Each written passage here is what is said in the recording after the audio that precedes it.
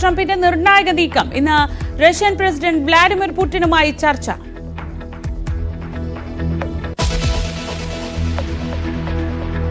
ഗാസയിൽ ആക്രമണം കടുപ്പിച്ച് ഇസ്രയേൽ. വ്യോമാക്രമണം മധ്യസ്ഥ ചർച്ചകൾ സ്തംഭിച്ചതോടെ കുട്ടികൾ ഉൾപ്പെടെ 30 പേർ കൊല്ലപ്പെട്ടതായി റിപ്പോർട്ട്.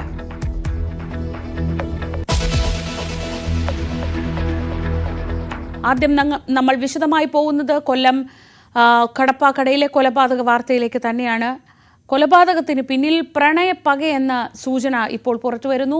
അക്രമി തേജസ് രാജ് കൊല്ലപ്പെട്ട ഫെബിന്റെ സഹോദരിയുമായി പ്രണയത്തിലായിരുന്നുവെന്നാണ് പോലീസ് നൽകുന്ന സൂചനകൾ. ഫെബിന്റെ വീട്ടിലെത്തിയത് ഈ പെൺകുട്ടിയെ കൊലപ്പെടുത്താനാണ് എന്ന വിവരവുമുണ്ട്. ഫെബിൻ റോഡിൽ കുത്തേറ്റ് വീഴുന്നതിന്റെ CCTV ദൃശ്യങ്ങൾ പുറത്ത് വന്നിട്ടുണ്ട്.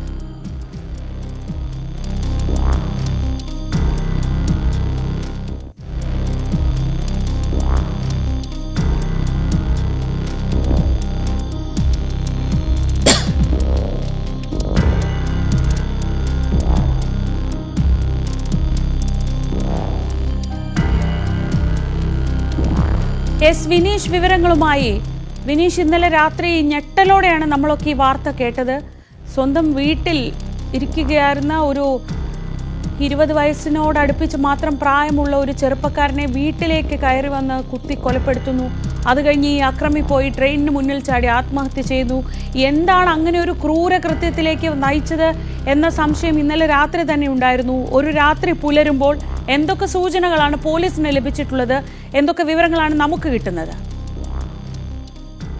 കഴിഞ്ഞ ദിവസം ഉണ്ടായ ക്രൂരകൃത്യത്തിൽ കൂടുതൽ അന്വേഷണത്തിലേക്ക് നീങ്ങുകയാണ് പോലീസ്. കൂടുതൽ നിർണായക വിവരങ്ങളാണ് പോലീസിന് ലഭ്യമായിരിക്കുന്നത്. കൊല്ലം ഉളിയകോവിൽ സ്വദേശി ഫെബിനെ കൊലപ്പെടുത്താൻ കാരണം പ്രണയപ്പക എന്ന നിഗമനത്തിൽ തന്നെയാണ് ഇപ്പോൾ പോലീസ് നിൽക്കുന്നത്. കൊലപാതകത്തിന് ശേഷം തേജസ് രാജു ട്രെയിനിന് മുന്നിൽ ചാടി ആത്മഹത്യ ചെയ്യാനുണ്ടായ സാഹചര്യവും പോലീസ് കൃത്യമായി അന്വേഷിച്ചു വരുന്നുണ്ട്. കൊല ചെയ്യപ്പെട്ട ഫെബിന്റെ സഹോദരിയും ഈ തേജസ് രാജുവുമായി അടുപ്പത്തിലായിരുന്നു എന്നാണ് ഇപ്പോൾ പോലീസ് കണ്ടെത്തിയിരിക്കുന്നത്. ഇരുവരും തമ്മിൽ ഒരുമിച്ച് പഠിച്ചപ്പോഴുള്ള സൗഹൃദമാണ് തുടർന്ന് പ്രണയത്തിലേക്ക് എത്തിയത്. തേജസിന് പോലീസ് സെലക്ഷൻ ലഭിച്ചിരുന്നു. എന്നാൽ ഫിറ്റ്നസ് ട്രെയിനിങ്ങിൽ ഇയാൾക്ക് ഈ ജോലി നഷ്ടമായ ഒരു സാഹചര്യമായിരുന്നു ഉണ്ടായത്. ഇതാണ് ഏറ്റവും കൂടുതൽ ഇവരുടെ ഇടയിൽ ഉണ്ടായ ആ ഒരു വിരോധത്തിലേക്ക് നീങ്ങാൻ കാരണം. തേജസിന് അതുപോലെ തന്നെ ഇരുവരുടെയും വിവാഹ ബന്ധത്തിന് പോലും തടസ്സമാകുന്ന സാഹചര്യത്തിലേക്ക് എത്തിയിരുന്നു. തുടർന്നുണ്ടായ വിരോധമാണ് ഈ കൊലപാതകത്തിലേക്ക് നയിച്ചിരിക്കുന്നത്. ഫെബിന്റെ കുടുംബം വിവാഹത്തിൽ നിന്ന് പിന്മാറിയ ഒരു സാഹചര്യം ഉണ്ടായിരുന്നു. ഇത് തേജസിനെ കൂടുതൽ വിരോധമുണ്ടാക്കി. അതാണ് ഇപ്പോൾ പോലീസ് കണ്ടെത്തിയിരിക്കുന്നതും. തേജസിന്റെയും ഫെബിന്റെയും കുടുംബങ്ങൾ തമ്മിൽ അറിയാം എന്നുള്ള നാട്ടുകാരുടെ മൊഴിയാണ് പോലീസിന് അന്വേഷണത്തിൽ കൂടുതൽ നിർണായകമായിരിക്കുന്നത്. ഇന്നലെ കൃത്യത്തിന് ശേഷം ഫെബിന്റെ അമ്മയുടെ മൊഴി പോലീസ് രേഖപ്പെടുത്തിയിരുന്നു. ഈ സ്ട്രോങ് ആയിട്ടുള്ള ചില മൊഴികളിൽ നിന്നാണ് ഇത്തരത്തിലേക്കുള്ള കൂടുതൽ വിവരങ്ങൾ പോലീസിന് ലഭ്യമായിരിക്കുന്നതും. സംഭവത്തെക്കുറിച്ച് പോലീസ് പറയുന്നത് ഇങ്ങനെയാണ് ശ്രീജ. കഴിഞ്ഞ ദിവസം വൈകുന്നേരം 7 മണിയോട് കൂടിയാണ് തേജസ് രാജ് കൊല്ലം ഉളിയകോവിലുള്ള ഫെബിന്റെ വീട്ടിൽ എത്തുന്നത്. തുടർന്ന് അക്രമം നടത്തുകയും ചെയ്തത്. പർദ്ദ ധരിച്ചായിരുന്നു ഇയാൾ എത്തിയിരുന്നത്. ഇയാളുടെ കയ്യിൽ ഒരു കത്തി ഒളിപ്പിച്ചു വെച്ചിട്ടുണ്ടായിരുന്നു. അതുപോലെ തന്നെ ഒരു ബോട്ടിൽ കരുതിയിരുന്നു. ഇത് പെട്രോളാണോ അല്ലെങ്കിൽ ഇത് മണ്ണെണ്ണയാണോ എന്നുള്ളതിനെ കുറിച്ച് പോലീസ് അന്വേഷിക്കുന്നത്. കാരണം അതിൽ വ്യക്തത വന്നിട്ടില്ല നമുക്ക്. അത് ഒരു ദ്രാവകമായിരുന്നു. ആദ്യം ഈ ദ്രാവകം ഇവരുടെ ദേഹത്തേക്ക് ഒഴിക്കുക, അത് കഴിഞ്ഞ് തീ കൊളുത്തുക എന്നുള്ളതായിരുന്നു ഈ അക്രമിയുടെ ലക്ഷ്യം എന്നാണ് പോലീസ് കണ്ടെത്തിയിരിക്കുന്നത്. പക്ഷേ അത് നടക്കാതെ ആയതോടുകൂടിയാണ് കയ്യിൽ കരുതിയിരുന്ന കത്തിയെടുത്ത് കുത്തിയത്. ഫെബിനാണ് കുത്തേൽക്കുന്നത്. ഫെബിന്റെ ശരീരത്തിൽ 3 ഇടങ്ങളിലായിട്ട് ആഴത്തിൽ മുറിവേറ്റതായിട്ടാണ് അറിയാൻ കഴിയുന്നത്. ഈ അക്രമം തടയാനായി എത്തിയ ഫെബിന്റെ പിതാവിനും കുത്തേറ്റിട്ടുണ്ട്. അങ്ങനെ വലിയ രീതിയിലുള്ള ഒരു അക്രമ സംഭവമായിരുന്നു നടന്നത്. നാട്ടുകാർ ഓടിയെത്തിയപ്പോഴേക്കും ഈ അക്രമി അവിടെ നിന്നും രക്ഷപ്പെട്ട ഒരു സാഹചര്യം ഉണ്ടായി. അയാൾ അവിടെ നിന്നും മതിൽ ചാടിക്കടന്ന് രക്ഷപ്പെട്ടു എന്നാണ് പോലീസിൽ നിന്ന് അറിയുന്നത്. അങ്ങനെ അയാൾ സമീപത്തുള്ള കടപ്പാക്കടയിലുള്ള റെയിൽവേ ട്രാക്കിലെത്തുകയും ആത്മഹത്യ ചെയ്യുകയും ചെയ്തു. ട്രെയിനിന് മുന്നിൽ ചാടിയാണ് ആത്മഹത്യ ചെയ്തത്. മൃതശരീരം തിരിച്ചറിയാൻ കഴിയാത്ത രീതിയിൽ വികൃതമായ രീതിയിലാണ് പോലീസിന് കണ്ടെത്തിയത്. അങ്ങനെ പിന്നെ ഇയാൾ അതിന് സമീപത്തായി ഒരു കാറുണ്ടായിരുന്നു. കാറിൽ നിന്നും കിട്ടിയ ചില വിവരങ്ങളും രക്തക്കറകളും ഒക്കെ ഉണ്ടായിരുന്നു. തുടർന്ന് വലിയ രീതിയിലുള്ള അന്വേഷണമാണ് പോലീസിന്റെ ഭാഗത്തു നിന്ന് കഴിഞ്ഞ ദിവസം രാത്രി തന്നെ ഉണ്ടായത്. അതുപോലെ തന്നെ ഈ ഫെബിൻ കുത്തേറ്റ ഫെബിൻ പ്രാണരക്ഷാർത്ഥം വീടിന് വെളിയിലേക്ക് ഓടി വരുന്നതിന്റെ CCTV ദൃശ്യങ്ങൾ നിർണായകമായി തന്നെ അത് പോലീസിന് ലഭ്യമായിട്ടുണ്ട്. അപ്പോൾ ഫെബിൻ ഓടി വരുമ്പോൾ തന്നെയും സമീപവാസികൾ ഫെബിന്റെ അടുത്തേക്ക് ഓടിയെത്തുന്ന ദൃശ്യങ്ങളും പോലീസിന് ലഭ്യമായിട്ടുള്ള കുറച്ച് സ്ത്രീകളാണ്, അയൽവാസികളാണ്. ഇവരിൽ നിന്നും മൊഴി പോലീസ് കൃത്യമായി രേഖപ്പെടുത്തിയിട്ടുണ്ട്. നിർണായക വിവരങ്ങളാണ് ഇവരിൽ നിന്നും ലഭ്യമായത്. ഉടൻ തന്നെ ഒരു ഓട്ടോ അവിടെ നിന്ന് വിളിക്കുകയും ഓട്ടോയിൽ ഈ ഫെബിന്റെ പിതാവിനെയും കയറ്റി ആശുപത്രിയിലേക്ക് പെട്ടെന്ന് വിട്ടുവെങ്കിലും ഫെബിന്റെ ജീവൻ രക്ഷിക്കാനായില്ല എന്നാണ് നമുക്ക് കഴിഞ്ഞ ദിവസം തന്നെ വ്യക്തമായത്. അങ്ങനെ ഈ പിതാവിന് കുത്തേറ്റ പിതാവും ആശുപത്രിയിൽ ചികിത്സയിൽ കഴിയുന്ന ഒരു സാഹചര്യമാണ് ഉള്ളത്. വലിയ ഞെട്ടലുണ്ടായ ഒരു വാർത്തയാണ്. കൊല്ലത്ത് ഈ ഒരു വാർത്ത വലിയ ഞെട്ടലോടെ നാട്ടുകാർ ഇപ്പോഴും ആ ഒരു ഞെട്ടലിൽ നിന്നും അവർ മുക്തരായിട്ടില്ല. തുടർന്ന് പോലീസിന്റെ വലിയൊരു അന്വേഷണം ഉണ്ടായി. എന്താണ് ഈ ക്രൂരകൃത്യത്തിലേക്ക് നയിക്കാനുണ്ടായ കാരണം എന്നതിനെ കുറിച്ച് പോലീസ് കൃത്യമായി അന്വേഷിക്കുന്നുണ്ട്. അങ്ങനെ ഇവരുടെ സ്ട്രോങ് ആയിട്ടുള്ള മൊഴിയുടെ അടിസ്ഥാനത്തിലാണ് രാത്രിയിൽ തന്നെ ഒരു ചിത്രം തെളിഞ്ഞത്. കുടുംബങ്ങൾ തമ്മിൽ അറിയാം എന്നുള്ളത് പോലീസ് മനസ്സിലാക്കി. അതുപോലെ തന്നെ ഈ തേജസ് രാജും ഈ ഫെബിന്റെ സഹോദരിയും തമ്മിലുള്ള ബന്ധം, അവരുടെ വിവാഹ ബന്ധത്തിലുണ്ടായ വിള്ളലുകളാണ് ഈ ഒരു കൃത്യത്തിലേക്ക് നയിച്ചത് എന്നാണ് പോലീസ് ഇപ്പോൾ കണ്ടെത്തിയിരിക്കുന്നത്. ഇരുവരുടെയും മൃതശരീരം, അതായത് ഫെബിന്റെയും തേജസ് രാജിന്റെയും മൃതശരീരം കൊല്ലം ജില്ലാ ആശുപത്രിയിലാണ് ഇപ്പോൾ ഉള്ളത്. പോസ്റ്റ്മോർട്ടം നടപടികളടക്കം ഇന്ന് നടക്കും. അതുപോലെ തന്നെ ഫോറൻസിക് സംഘം സ്ഥലത്തെത്തി വിശദമായി പരിശോധനകൾ നടത്തും, CCTV ദൃശ്യങ്ങൾ ശേഖരിക്കും. അങ്ങനെ കൂടുതൽ അന്വേഷണത്തിലേക്ക് ഈ കേസ് നീങ്ങുന്ന ഒരു സാഹചര്യമാണ് ശ്രീജ ഇപ്പോൾ ഉള്ളത്. വിനീഷ്, ഈ കയ്യിൽ കരുതിയിരുന്ന കുപ്പിയിൽ പെട്രോളാണ്, മണ്ണെണ്ണയാണ് എന്നൊക്കെയുള്ള സൂചനകളൊക്കെ ഉണ്ട്. അപ്പോൾ അതായത് വളരെ ആസൂത്രിതമായി തന്നെ കൊലപ്പെടുത്താൻ ലക്ഷ്യമിട്ടാണ്. അത് ആരെ കൊലപ്പെടുത്തുകയാണെന്ന് അറിയില്ല. ഇതിനിടയിൽ ഈ ഫെബിൻ്റെ അച്ഛൻ വന്ന് പെട്ടതാണ് എന്ന രീതിയിലൊക്കെ സൂചനകളുണ്ട്. അപ്പോൾ പദ്ധതി മാറിയതാണെന്ന് പറയുന്നു. അങ്ങനെ എന്തായാലും അവിടെ ആരെയോ കൊലപ്പെടുത്താൻ തന്നെ ഉദ്ദേശിച്ചാണ് തേജസ് വന്നത് എന്നാണ് മനസ്സിലാക്കുന്നത്, അല്ലേ? തീർച്ചയായും അങ്ങനെ തന്നെയാണ്. ഞാൻ നേരത്തെ സൂചിപ്പിച്ചതുപോലെ തന്നെ ഇതിൽ പ്രണയപ്പക തന്നെയാണ് ഇതിന് പിന്നിൽ എന്നതിന് നമുക്ക് ഒറ്റവാക്കിൽ പറയാം. ഈ ഫെബിന്റെ സഹോദരിയെ കൊലപ്പെടുത്തുക എന്നുള്ള ഉദ്ദേശത്തിലാണ് ഈ പ്രതി എത്തിയത് എന്നുള്ള നിഗമനത്തിലാണ് ഇപ്പോൾ പോലീസ് അത്തരത്തിലുള്ള അന്വേഷണം നടക്കേണ്ടതായിട്ടുണ്ട്. പക്ഷേ ഈ പലതവണ ഇദ്ദേഹം ഈ അക്രമി അവിടെ എത്തിയിരുന്നു, മദ്യലഹരിയിൽ എത്തിയിരുന്നു, വീട്ടുകാരുമായിട്ട് വഴക്കിട്ടിരുന്നു എന്നൊക്കെ പോലീസിന് ചില വിവരങ്ങൾ ലഭ്യമായിട്ടുണ്ട്. അങ്ങനെ ഈ പ്രണയത്തിൽ നിന്നും ഇവരുടെ വിവാഹബന്ധത്തിൽ നിന്നും ഈ വീട്ടുകാർ കൂടി, അതായത് ഈ ഫെബിന്റെ വീട്ടുകാർ കൂടി പിന്മാറിയതോടുകൂടിയാണ് ഇത്തരത്തിലുള്ള വലിയ ഒരു വിരോധം ഈ അക്രമിക്ക് ഉണ്ടായത്. പലതവണ ഇയാളെ കൗൺസിലിങ്ങിനൊക്കെ വിധേയമാക്കിയിട്ടുണ്ടെന്നൊക്കെ ഈ തേജസിന്റെ ബന്ധുക്കളിൽ നിന്ന് പോലീസിന് വിവരം ലഭ്യമായിട്ടുണ്ട്. ശ്രീജ, കൂടുതൽ അന്വേഷണം ഇനി നടക്കേണ്ടതായിട്ടുണ്ട്. ഇത് തന്നെയാണ് ഇതിന്റെ പിന്നിലുള്ള ഒരു കാരണം, പ്രണയപ്പൊക്കെ തന്നെയാണ് എന്നുള്ള നിഗമനത്തിലാണ് പോലീസ് ഉള്ളത്. ഈ തേജസിനെ സംബന്ധിച്ച വിവരങ്ങൾ, തേജസിനും വലിയ പ്രായമൊന്നും ഇല്ലെന്ന് തോന്നുന്നു. 25 വയസ്സിൽ താഴെ പ്രായം മാത്രമേ ഉള്ളൂ. പോലീസ് സെലക്ഷൻ കിട്ടിയിരുന്നു. അച്ഛൻ പോലീസ് ഉദ്യോഗസ്ഥനാണ്. അപ്പോൾ ഇങ്ങനൊരു ക്രൂരമായ കൊലപാതകത്തിലേക്കും അത് കഴിഞ്ഞൊരു ആത്മഹത്യയിലേക്കുമൊക്കെ തേജസിനെ എത്തിച്ച ഒരു മാനസികാവസ്ഥ എന്തായിരിക്കും? ആ രീതിയിലുള്ള അന്വേഷണം കൂടി നടക്കുന്നില്ലേ? തീർച്ചയായും അത്തരത്തിലുള്ള അന്വേഷണം തന്നെ നടക്കുന്നുണ്ട്. ഇന്നലെ രാത്രിയിൽ തന്നെ തേജസിന്റെ കുടുംബാംഗങ്ങളുടെ മൊഴി പോലീസ് ശേഖരിച്ചിരുന്നു. അപ്പോൾ ഇരു വിഭാഗക്കാരും അറിയാം എന്നുള്ള ഒരു മൊഴി ആദ്യം തന്നെ പോലീസിന് ലഭ്യമായത്. തുടർന്നുള്ള അന്വേഷണമാണ് കൂടുതൽ ചിത്രം തെളിയാൻ കാരണമായത്. ഈ രണ്ട് വിഭാഗക്കാരും ഇപ്പോൾ ആശുപത്രിയിൽ ഉണ്ട്. ഇവരുടെ മൊഴികൾ പോലീസ് ശേഖരിക്കുന്നുണ്ട്. ഈ തേജസിനെ സംബന്ധിച്ച് തേജസ് പഠിക്കാൻ മിടുക്കനായിരുന്നു എന്നൊക്കെ അവരുടെ വീട്ടുകാർ പറയുന്നുണ്ട്. ഈ ശരിക്കും ഈ പ്രണയപ്പകയാണ് ഇതിന്റെ പിന്നിൽ. ഈ ആദ്യം ഈ പ്രണയത്തിൽ നിന്നും പിന്മാറിയത് ഈ സഹോദരിയാണ്. അങ്ങനെ അതിൽ വിരോധമുണ്ടാകുന്നു. തുടർന്നാണ് ഇയാൾ വീണ്ടും പല പ്രാവശ്യം മദ്യലഹരിയിലടക്കം ഇവരുടെ വീട്ടിലെത്തി പ്രശ്നങ്ങൾ ഉണ്ടാക്കുന്നു. അപ്പോൾ പൂർണ്ണമായിട്ടും വീട്ടുകാർ കൂടി ഈ ഒരു ബന്ധത്തിൽ നിന്നും പിന്മാറിയ സാഹചര്യമുണ്ട്. അതായത് ഇദ്ദേഹത്തിന് ഈ തേജസിന് പോലീസ് സെലക്ഷൻ ലഭിച്ചിരുന്നു. അതിൽ ഫിറ്റ്നസ് നിന്നും ഔട്ടായതോടുകൂടിയാണ് ഇയാൾക്ക് ഈ ജോലി നഷ്ടമാകുന്നത്. അപ്പോൾ പോലീസ് ജോലി ലഭ്യമാകില്ല എന്ന് അറിഞ്ഞതോടുകൂടിയാണ് ഈ കുടുംബം ഈ ഒരു ബന്ധത്തിൽ നിന്ന് പിന്മാറിയത്. ഇത് ഇയാളെ ഈ തേജസിനെ ഏറ്റവും കൂടുതൽ വിരോധത്തിലേക്ക് എത്തിച്ചു. കൂടുതൽ ഇവരുമായിട്ടുള്ള വിരോധം വർദ്ധിക്കാൻ സാഹചര്യമുണ്ടായി. അങ്ങനെയാണ് ഈ പെൺകുട്ടിയെ വകവരുത്തണം എന്നുള്ള ഉദ്ദേശത്തിൽ തേജസ് എത്തുന്നതെന്നാണ് ഇപ്പോൾ പോലീസിൽ നിന്ന് അറിയാൻ കഴിയുന്നത്. പെൺകുട്ടി വീട്ടിലില്ലായിരുന്നു, മറ്റൊരിടത്ത് ജോലി ചെയ്യുന്ന സാഹചര്യമാണ് ഉള്ളത്. അങ്ങനെ ഈ കയ്യിൽ കരുതിയ പെട്രോൾ അടക്കം ദ്രാവകം, അതായത് കുപ്പിയിൽ നിറച്ച് ദ്രാവകം അടക്കമാണ് ഈ അക്രമി വീട്ടിലേക്ക് എത്തുന്നത്. എന്തായാലും ആദ്യം ദ്രാവകം തളിച്ച് തീയിട്ട് പെട്രോൾ തീയിടുക എന്നുള്ളൊരു ലക്ഷ്യമായിരുന്നു അക്രമിക്കുണ്ടായത്. പക്ഷെ അത് നടന്നില്ല. അത് നടക്കുന്നതോടുകൂടിയാണ് ഈ ഒരു കത്തിയെടുത്ത് കുത്തിയ ഒരു സാഹചര്യത്തിലേക്ക് എത്തിയത്. അപ്പോൾ എങ്ങനെയെങ്കിലും ഒരു ജീവൻ എടുക്കുക, അവിടെ ഒരു അക്രമം നടത്തുക, വകവരുത്തുക എന്നുള്ള ഒരു വലിയ പ്ലാനോട് കൂടിയാണ് ഈ ഒരു അക്രമി അവിടേക്ക് എത്തുന്നത് എന്ന് തന്നെയാണ് നമുക്ക് മനസ്സിലാക്കാൻ സാധിക്കുന്നത്. കൂടുതൽ വിവരങ്ങൾ വരേണ്ടതുണ്ട്. ഇന്നലെ രാത്രി 7 മണിയോടെയാണ് ഇങ്ങനെയൊരു ആക്രമണം ഉണ്ടാവുന്നത്, കൊലപാതകം ഉണ്ടാവുന്നത്, അതിനുശേഷമുള്ള ആത്മഹത്യ നടക്കുന്നത്. അപ്പോൾ കൂടുതൽ വിവരങ്ങളൊക്കെ പോലീസ് ശേഖരിക്കുന്നതേ ഉള്ളൂ. ഈ പ്രദേശത്ത് വിശദമായ പരിശോധന നടത്തേണ്ടതുണ്ട്. CCTV ദൃശ്യങ്ങളടക്കം പരിശോധിക്കേണ്ടതുണ്ട്. അതിൻ്റെ വിവരങ്ങളെല്ലാം ഇനി വരും മണിക്കൂറുകളിലും പ്രേക്ഷകർക്ക് മുന്നിലേക്ക് എത്തിക്കാം. ഇപ്പോൾ നമ്മൾ മറ്റു വാർത്തകളിലേക്ക് പോവുകയാണ്. ബഹിരാകാശ നിലയത്തിൽ നിന്നുള്ള ഇന്ത്യൻ വംശജ സുനിത വില്യംസിൻ്റെയും ബുച്ച് വിൽമോറിൻ്റെയും മടക്കയാത്രയ്ക്കായി കാത്തിരിക്കുകയാണ് ലോകം. ഇന്ത്യൻ സമയം ബുധനാഴ്ച പുലർച്ചെ, അതായത് നാളെ പുലർച്ചെ 3:27 യാത്രികൾ ഫ്ലോറിഡ തീരത്ത് സ്പ്ലാഷ് ഡൗൺ ചെയ്യും.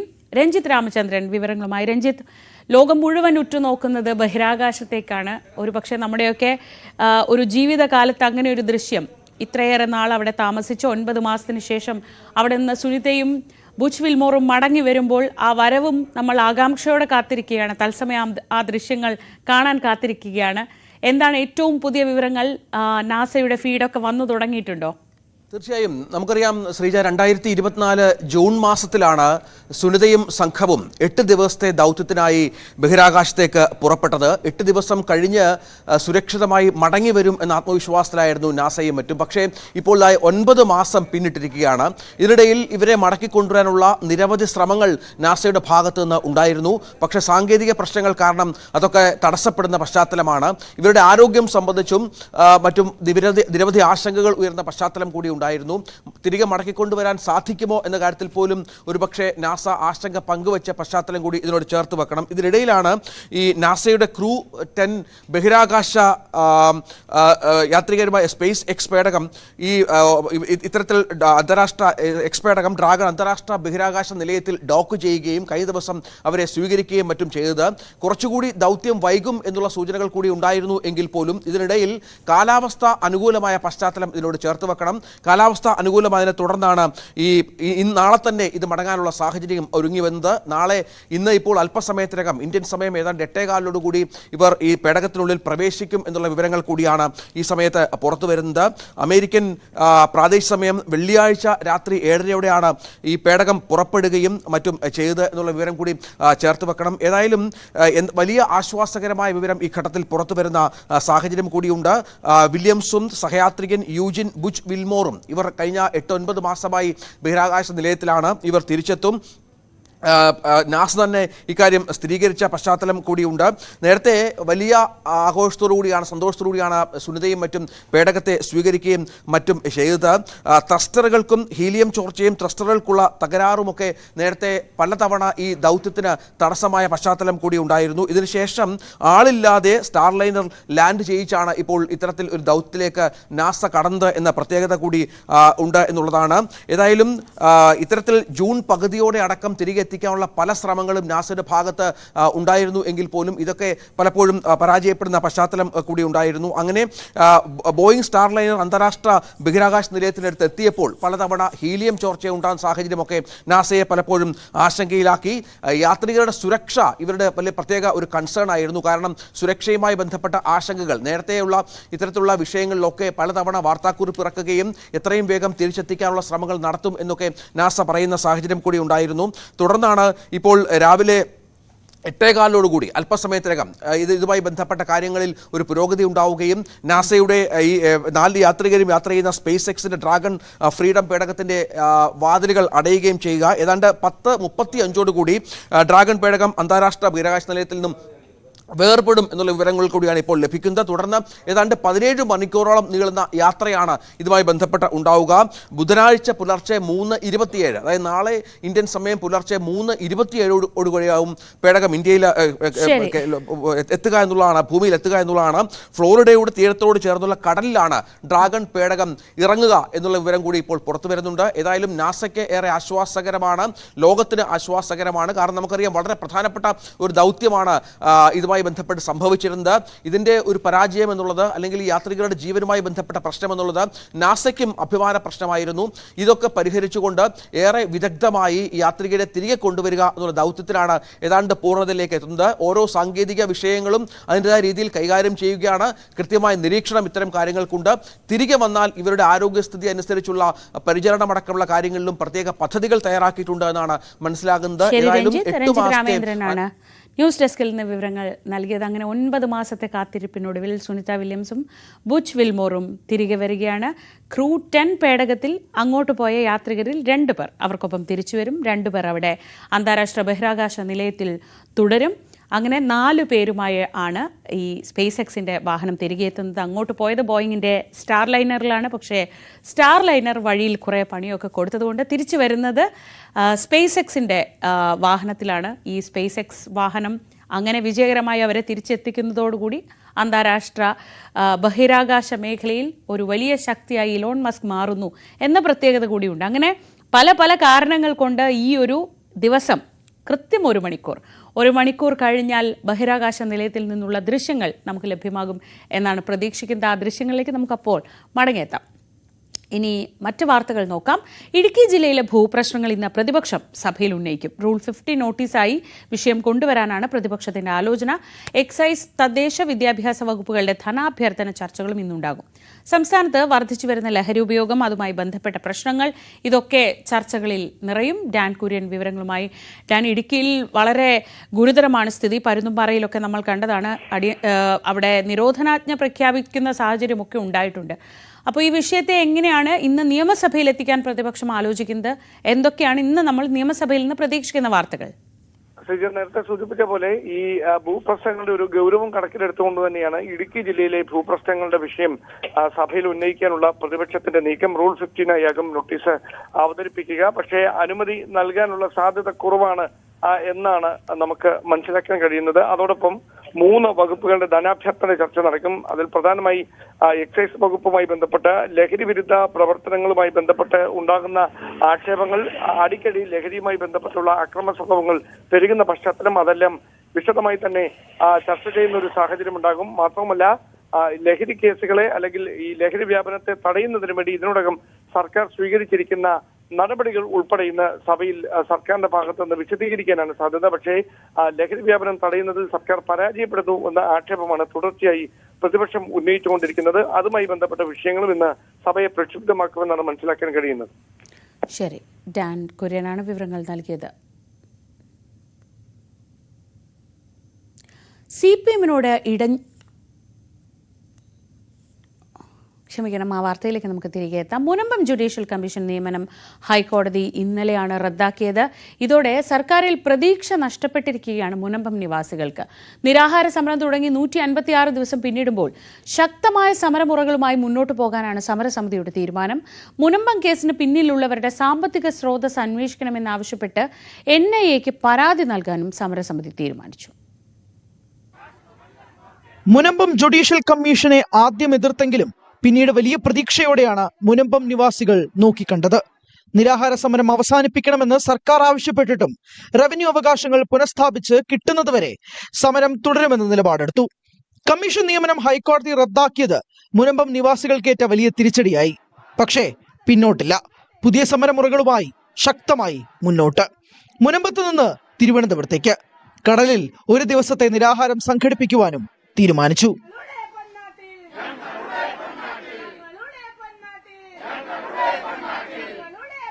എല്ലാ ഹൈന്ദവ സംഘടനകളും ഒരുമിച്ച് ഇവിടുന്ന് വലിയൊരു പദയാത്രയാണ് നടത്തുന്നത്.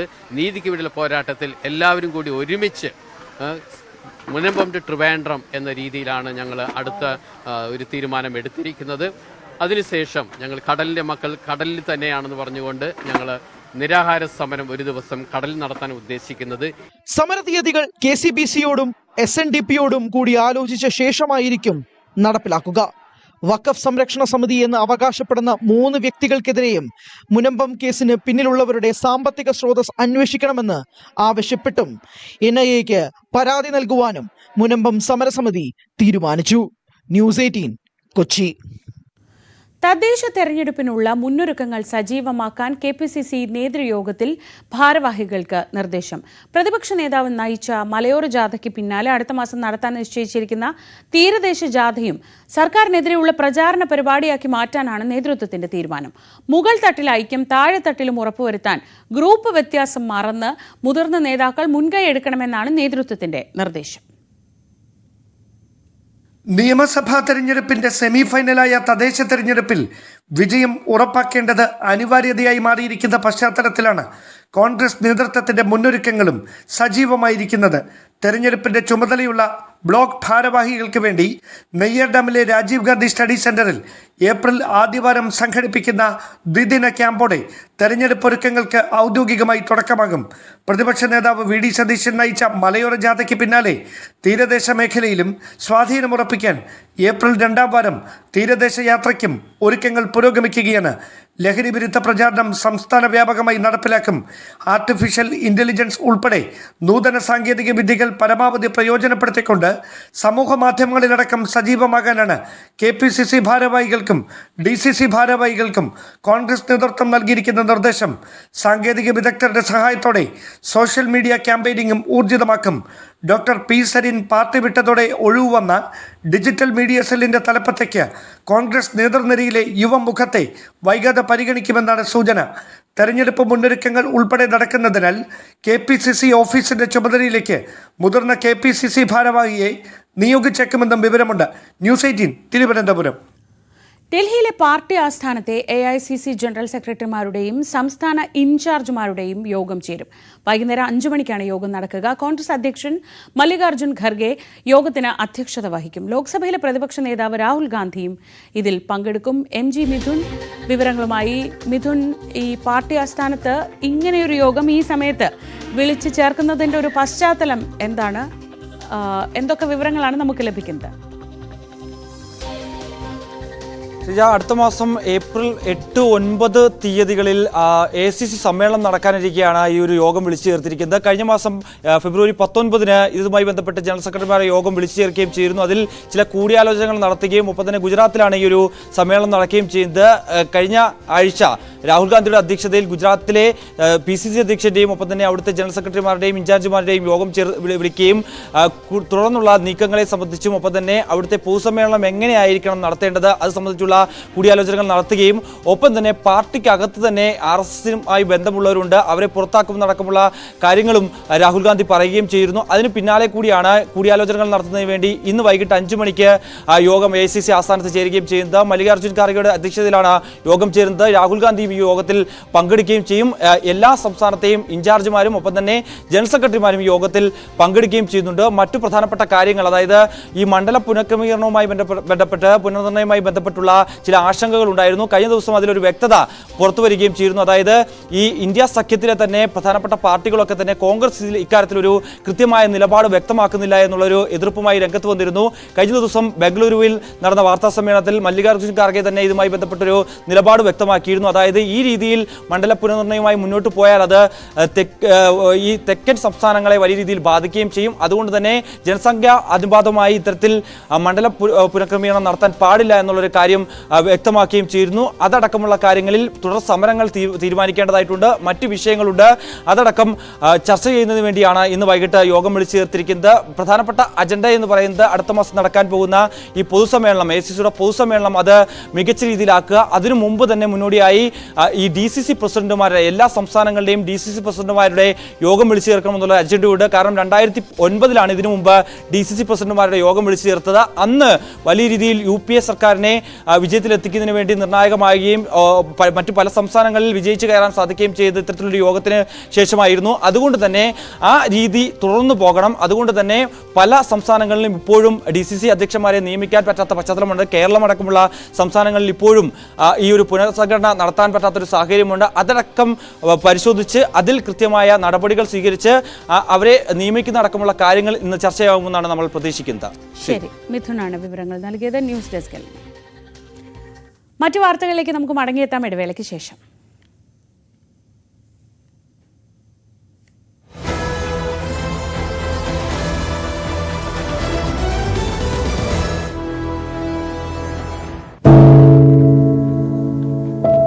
പെരുകുന്ന കുറ്റകൃത്യങ്ങളുടെ വാർത്തകൾ എല്ലാ ദിവസവും വായിച്ച് തളരുന്ന കാലമാണ് മാധ്യമപ്രവർത്തക എന്ന രീതിയിൽ ഇപ്പോൾ. അതിൽ മിക്കതിലും കാരണം ലഹരിയാണെന്നും പ്രതികളാകുന്നതും ഇരകളാകുന്നതും പുതിയ തലമുറയിലെ കുട്ടികളാണെന്നു കൂടി പറയേണ്ടി വരുമ്പോൾ രക്ഷാകർത്താവെന്ന നിലയിൽ സമാധാനം പോലും കെട്ടുപോകുന്ന സമയമാണ്. ആരെയാണ് തിരുത്തുക? ആരെയാണ് നന്നാക്കുക? ഈ പുതിയ തലമുറയാണോ അതോ അവർക്ക് മാതൃകയാകേണ്ട നമ്മളെ തന്നെയാണോ? 4ാമത്തെ പെഗിൽ ഐസ് ക്യൂബ് വീഴുമ്പോൾ ഞാൻ എവിടെ എത്തുമെന്ന് പറയുന്ന നായകനെ വേണ്ട എന്ന് പറയാൻ ഒരിക്കലും നമുക്ക് കഴിഞ്ഞിട്ടില്ല. എല്ലാ പ്രതിസന്ധികളിൽ നിന്നും എഴുന്നേറ്റ് വരാൻ ലഹരി ഒപ്പം വേണമെന്നും വിഷമത്തിലും സന്തോഷത്തിലുമെല്ലാം ലഹരി കൂടെ ഉണ്ടാകണം എന്ന് പറഞ്ഞ തലമുറയാണ് നമ്മുടേത്. ലഹരിക്ക് കുടുംബ സദസ്സുകളിൽ ഉണ്ടായിരുന്ന ടാബു പോലും തുടച്ചു കളഞ്ഞ തലമുറയാണ് നമ്മുടേത്. അച്ഛനും അമ്മയും കുട്ടികളുടെ മുന്നിലിരുന്ന് മദ്യപിക്കുന്ന കാലത്ത് ഇതിലും വലിയ ലഹരിയിലേക്ക് കടക്കരുതെന്ന് കുട്ടികളോട് ആ രക്ഷിതാക്കൾക്ക് എങ്ങനെയാണ് പറയാൻ കഴിയുക? നോക്കൂ, കൈവിട്ടു പോകുന്നത് നമുക്കാണ്. അതിന്റെ വലിയ വിപത്ത് അനുഭവിക്കുന്നത് പുതിയ തലമുറയും. ലഹരിക്ക് അടിമയാകാതിരിക്കൂ, സ്വതന്ത്രരാകൂ. Live free, live drug free.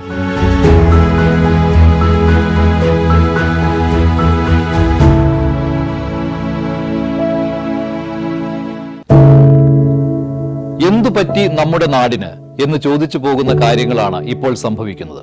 എന്തൊക്കെയാണ് നമ്മുടെ യുവതലമുറ തെരുവുകളിൽ കാട്ടിക്കൂട്ടുന്നത്? കൊല്ലാൻ പോലും മടികാട്ടാത്ത ഇവർ സ്വബോധത്താൽ ഇങ്ങനെയൊന്നും ചെയ്യില്ല. നാടിന്റെ അഭിമാനമായി വളരേണ്ട യുവത്വത്തെ ഇങ്ങനെ പോകാൻ അനുവദിച്ചുകൂടാ. നമ്മൾ ഓരോരുത്തരും മാതാപിതാക്കൾ കൂടിയാണ്. നേർവഴിക്ക് നടത്താൻ, തെറ്റുകൾ പറഞ്ഞു മനസ്സിലാക്കാൻ നമുക്ക് കഴിയണം. ഇപ്പോഴത്തെ അക്രമ സംഭവങ്ങളിൽ 99% ലഹരിയുടെ, പ്രത്യേകിച്ച് ഗുരുതരമായ ആരോഗ്യ പ്രശ്നങ്ങളിലേക്ക് കൊണ്ടുവന്നെത്തിക്കുന്ന ഡ്രഗ്സിന്റെ ഉപയോഗമുണ്ടെന്ന് മനസ്സിലാക്കിയിട്ടുണ്ട്. ഇത് നിസ്സാരമല്ല. കണ്ടില്ലെന്ന് നടിക്കാൻ ആർക്കുമാവില്ല. ജീവിതം ഒട്ടേറെ ബാക്കിയുണ്ടെന്ന് യുവതലമുറ മനസ്സിലാക്കണം.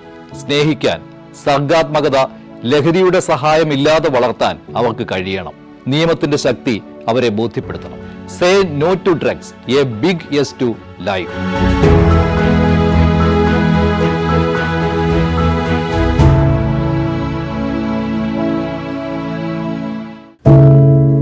ഒരു മാധ്യമ പ്രവർത്തക എന്ന നിലയ്ക്ക് ഇപ്പോൾ ഏറ്റവും കൂടുതൽ കൈകാര്യം ചെയ്യേണ്ടി വരുന്നത് ലഹരിയുമായി ബന്ധപ്പെട്ട വാർത്തകളാണ്. കൊച്ചുകുട്ടികൾ മുതൽ യുവാക്കൾ വരെ എല്ലാവരും ഉൾപ്പെട്ടിരിക്കുന്ന ലഹരിയുടെ ഒരു വല. എന്താണ് നമ്മുടെ യുവതലമുറയ്ക്ക് സംഭവിക്കുന്നത് എന്നൊക്കെ എല്ലാവരും ചോദിച്ചു കാണും. പക്ഷേ അവരുടെ പ്രശ്നങ്ങളെ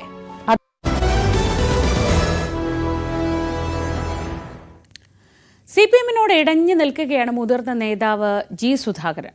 അദ്ദേഹം പാർട്ടിയെ വെട്ടിലാക്കുന്നത് തുടരുകയാണ്. തനിക്കെതിരെ ഉണ്ടാവുന്ന സൈബർ ആക്രമണങ്ങൾ പെയ്ഡാണെന്നാണ് സുധാകരന്റെ ആരോപണം. ആക്ഷേപങ്ങൾ ആസൂത്രിതമാണ്. അതിനു പിന്നിൽ 70ഓളം പേർ വരുന്ന സംഘമാണ്. ഇതിന് കൂട്ടുനിൽക്കുന്ന കേഡന്മാർക്ക് കിട്ടേണ്ടത് കിട്ടും. സഹോദരന്റെ പേര് പറഞ്ഞ് ആക്രമിക്കുന്നവർക്ക് G. ഭുവനേശ്വരനെ കുറിച്ച് ഒന്നും അറിയില്ലെന്നും ന്യൂസ് 18നോട് G. സുധാകരൻ പറഞ്ഞു. ഇത് മനഃപൂർവ്വം ആസൂത്രണം ചെയ്ത ഒരു സെറ്റാണ്. അതിലൊരു 10, 60, 70 പേരാണ് മൊത്തം ഇതുവരെ പങ്കെടുത്തിരിക്കുന്നത്. അതിന് നമ്പരൊക്കെ ഉണ്ട്. എല്ലാം കൂടെ മാറി ആലപ്പുഴയിൽ നേതൃത്വത്തിന് പങ്കെടുത്തു. ഒരു നേതൃത്വത്തിന് പങ്കില്ല. നേതൃത്വം ഒന്നും തീരുമാനിച്ചിട്ടല്ല. പിന്നെ ആരെങ്കിലും എവിടെയെങ്കിലും വല്ല കേഡർമാർ ഇവരെ പ്രോത്സാഹിപ്പിക്കുന്നുണ്ടെങ്കിൽ അവർക്ക് താമസിയാതെ കിട്ടിക്കോളും. എനിക്ക് എൻ്റെ അറിവിലാരുമില്ല. അത്രേ പറയാം. സഖാവ് ജി ഭുവനേശ്വറിന്റെ പേരുകളൊക്കെ പറഞ്ഞു. ഈ ഭുവനേശ്വറിനെ പറ്റി അവർക്ക് എന്തറിയാം? മരണസമയത്ത് ഞാൻ മാത്രമേ ഉള്ളായിരുന്നു മെഡിക്കൽ കോളേജിൽ. ഇതൊക്കെ അവർക്ക് എന്തറിയാം? എന്നിട്ടും എന്തുകൊണ്ട് G. സുധാകരൻ എന്ന് പറഞ്ഞാൽ വിവരമില്ലാത്തതുകൊണ്ട് അവർക്ക് ഭുവനേശ്വരനെ പറ്റിയും ഒന്നും അറിയില്ല. അതുകൊണ്ട് ഭുവനേശ്വരം മരിക്കുമ്പോൾ മെഡിക്കൽ കോളേജ് ഞാൻ മാത്രമേ ഉള്ളൂ അടുത്തത്. അതിവൈകാരികമായാണ് ആക്രമിക്കുന്നത്. അവർക്കെന്ത് വൈകാരികം? ഭുവനേശ്വരനെ അവർക്ക് എന്തറിയാം?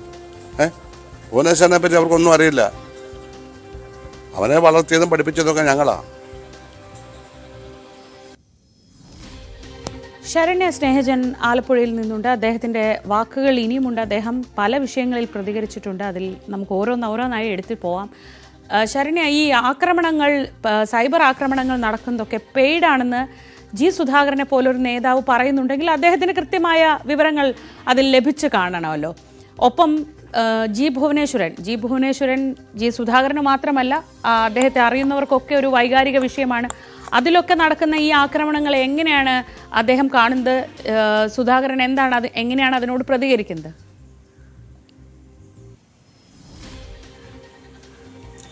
ശ്രീജ, ജി സുധാകരനെ സംബന്ധിച്ചിടത്തോളം സംസ്ഥാന നേതൃത്വവുമായി ഉള്ള ഒരു അകൽച്ചയല്ല, മറിച്ച് അദ്ദേഹത്തിന് പാർട്ടിയുടെ ജില്ലയിലെ നേതൃത്വത്തിലുള്ള ആളുകളുമായി അദ്ദേഹത്തിന് മാനസികമായി വിയോജിപ്പുണ്ട് എന്നുള്ള കാര്യത്തിനകത്ത് ഒരു സംശയവുമില്ല. കാരണം പല ഘട്ടങ്ങളിലും ജി സുധാകരനെ അപമാനിക്കുന്നതടക്കമുള്ള കാര്യങ്ങൾ, പ്രത്യേകിച്ച് ആലപ്പുഴയിൽ നടക്കുന്ന നിർമ്മാണങ്ങളുമായി, പൊതുമരാമത്ത് വകുപ്പിന്റെ നിർമ്മാണ ഉദ്ഘാടനങ്ങളുമായി ബന്ധപ്പെട്ട ചടങ്ങുകളിലൊക്കെ തന്നെ അദ്ദേഹത്തെ ഒഴിവാക്കി നിർത്തുന്ന ഒരു രീതി ഉണ്ടായിരുന്നു. ഒപ്പം തന്നെ നവമാധ്യമങ്ങളിലടക്കം നമുക്കറിയാം, അമ്പലപ്പുഴ MLA ഉൾപ്പെടെയുള്ള ആളുകൾ അദ്ദേഹത്തെ വിമർശിച്ചുകൊണ്ട്, അദ്ദേഹത്തെ ആക്ഷേപിച്ചുകൊണ്ട് പോസ്റ്റ് ഇടുന്ന ഒരു സാഹചര്യമുണ്ടായി. ആ ഘട്ടത്തിൽ ഒന്നും തന്നെ ആലപ്പുഴയിലെ CPM നേതൃത്വം ഈ ഒരു സംഭവവുമായി ബന്ധപ്പെട്ട് ഇതിനൊരു വിയോജിപ്പ് പ്രകടിപ്പിക്കുകയോ അല്ലെങ്കിൽ ആ രീതിയിൽ അപമാനിക്കപ്പെടേണ്ട ആളല്ല ജി സുധാകരൻ എന്നുള്ള രീതിയിലുള്ള ഇടപെടൽ നടത്തുകയോ ചെയ്തിട്ടില്ല. അതുതന്നെയാണ് അദ്ദേഹത്തിന്റെ മാനസികമായി ഏറ്റവും അധികം അദ്ദേഹത്തെ ബുദ്ധിമുട്ടിക്കുന്നത്. അങ്ങനെ പറയുമ്പോൾ പോലും ജി സുധാകരൻ വളരെ കരുത്തനായ ഒരു നേതാവാണ്. നമുക്കറിയാം, ആലപ്പുഴയിൽ വർഷങ്ങളോളം, അതായത് ഇപ്പോൾ ഈ സംസ്ഥാന നേതൃത്വത്തിൽ നിന്നും നേതൃനിരയിൽ നിന്ന് അദ്ദേഹം പ്രായപരിധി മാനദണ്ഡത്തിന്റെ ഘട്ടത്തിൽ ഒഴിവാക്കപ്പെടുന്ന ഒരു സമയം വരെയും ഔദ്യോഗിക പക്ഷത്തിന് വലിയ പിന്തുണ നൽകിയിരുന്ന ഒരുപാട്, ആലപ്പുഴയെ സംബന്ധിച്ചിടത്തോളം വിഭാഗീയതയുടെ കേന്ദ്രമായിരുന്നു. അവിടെ ഔദ്യോഗിക പക്ഷത്തിന് ഒരു ചാഞ്ചാട്ടവും ഇല്ലാത്ത രീതിയിൽ പിന്തുണ നൽകി പോന്നിരുന്ന ഒരാളാണ്. ആ വ്യക്തിയാണ് പിന്നീട് ഇത്തരത്തിൽ അപമാനിക്കപ്പെടൽ അടക്കമുള്ള കാര്യങ്ങളിലൂടെ കടന്നു പോകുമ്പോഴും യാതൊരുവിധ പ്രതികരണവും പാർട്ടി നേതൃത്വത്തിന്റെ ഭാഗത്തു നിന്നുണ്ടാകുന്നത്. അതുതന്നെയാണ് ജി സുധാകരന്റെ മാനസികമായി ഉണ്ടാകുന്ന ആ ഒരു അകൽച്ചയ്ക്ക് കാരണവും.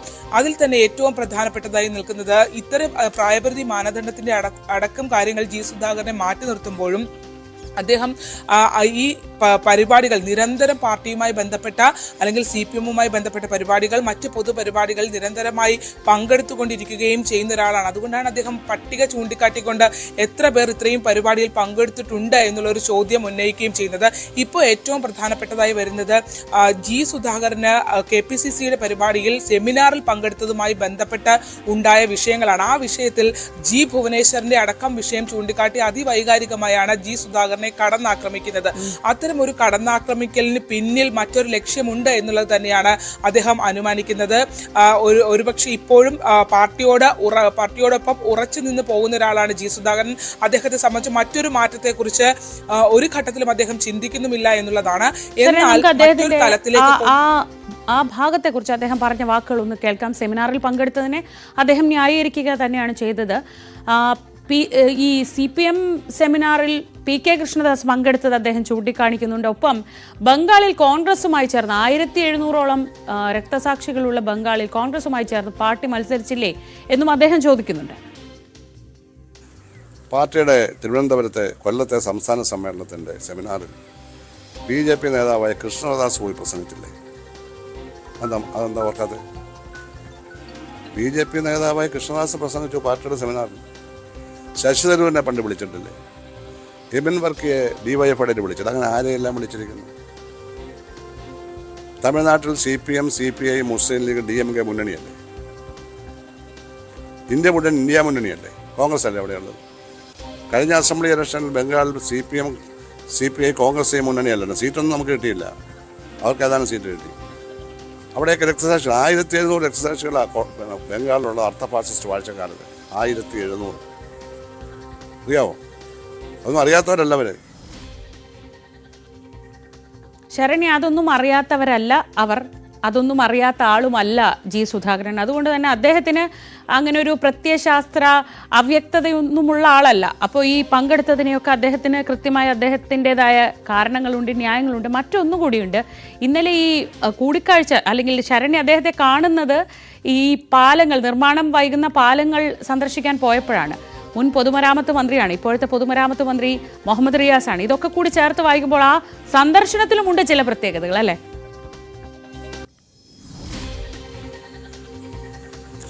തീർച്ചയായിട്ടും അത് അങ്ങനെ തന്നെയാണ്. കാരണം ഇത് ഇങ്ങനെ ഒരു ഘട്ടത്തിലേക്ക് ജി സുധാകരൻ കടക്കുന്നതിന് പിന്നിൽ കഴിഞ്ഞ കുറേ ദിവസങ്ങളായി നടക്കുന്ന സംഭവ വികാസങ്ങളുമായി കൂട്ടി വായിച്ച് തന്നെ നമുക്ക് പോകണം.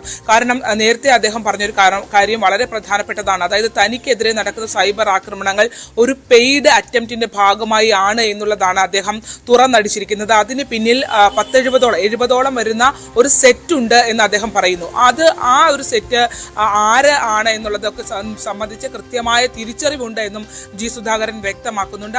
ആ ഒരു സെറ്റിനോടൊപ്പം നിൽക്കുന്ന ആളുകൾ, അതിൽ കേഡർമാർ ഉണ്ടെങ്കിൽ ആ കേഡർമാരോട് ജനം മറുപടി പറയുമെന്ന് ജി സുധാകരൻ പറഞ്ഞു. അതായത് ജി സുധാകരനെ വ്യക്തിപരമായി ജി ഭുവനേശ്വറിന്റെ അടക്കമുള്ള വിഷയങ്ങൾ പറഞ്ഞ് അറ്റാക്ക് ചെയ്യുന്ന ഒരു രീതി ഉണ്ട്. അത് പാർട്ടിയുടെ മുകളിലുള്ള നേതൃത്വം അറിഞ്ഞുകൊണ്ടല്ല, മറിച്ച് ആലപ്പുഴ കേന്ദ്രീകരിച്ചുള്ള ഒരു പൊളിറ്റിക്കൽ ക്രിമിനലിസത്തിന്റെ ഭാഗമായാണ് അത്തരം ആക്രമണം എന്നാണ് ജി സുധാകരൻ പറയുന്നത്.